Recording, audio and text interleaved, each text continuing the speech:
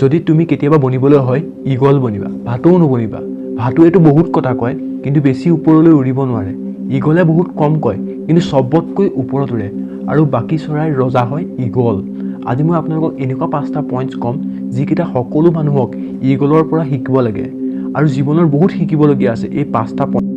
First lesson, eagle fly along. ঈগলে অকলে উৰে আৰু বহুত ওপৰলৈকে উৰে।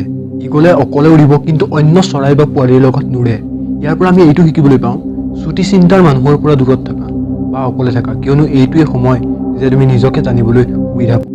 ছেকেণ্ড লেচন, ঈগলৰ দৃষ্টিশক্তি বহুত ষ্ট্ৰং হয়। ঈগলে নিজৰ চিকাৰক 5 কিলোমিটাৰ দূৰৰ পৰাই দেখি যায় আৰু তাক যেতিয়া এবাৰ লক্ষ্য দেখি যায় তেতিয়া তাৰ ৰাস্তাত যিমানেই সমস্যা নাহক কিয় সি লক্ষ্যত উপনীত হৈহে। ইয়াৰ পৰাও আমি শিকিবলৈ পাওঁ নিজৰ লক্ষ্য ক্লিয়াৰ ৰাখক আৰু ইয়াক পাবলৈ যিমানেই কষ্ট নহওক কিয় পিছলৈ ঘূৰি নাহিব।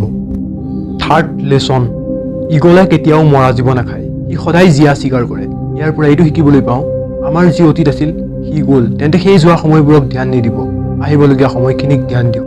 ফ'ৰ্থ লেচন, যেতিয়া বহুত জোৰত বতাহ আহে তেতিয়া ঈগলে খুব ভাল পায়, যেতিয়া বহুত বৰষুণ দিয়ে তেতিয়া ঈগলে খুব ভাল পায়, যেতিয়া জোৰত বতাহ আহে তেতিয়া ঈগলে বতাহৰ সহায়ত আৰু ওপৰলৈ উৰে। ইয়াৰ পৰা আমি শিকিবলৈ পাওঁ বিপদতো সমাধান বিচাৰক। ঈগলৰ নিচিনাকৈ তুমিও নিজৰ প্ৰতিভাক চিনাক্ত কৰা আৰু যিদিনা তুমি নিজৰ প্ৰতিভাক চিনাক্ত কৰিলা সেইদিনা তোমাৰ চব বিপদ তোমাৰ তলত আৰু তুমি ওপৰত থাকিবা।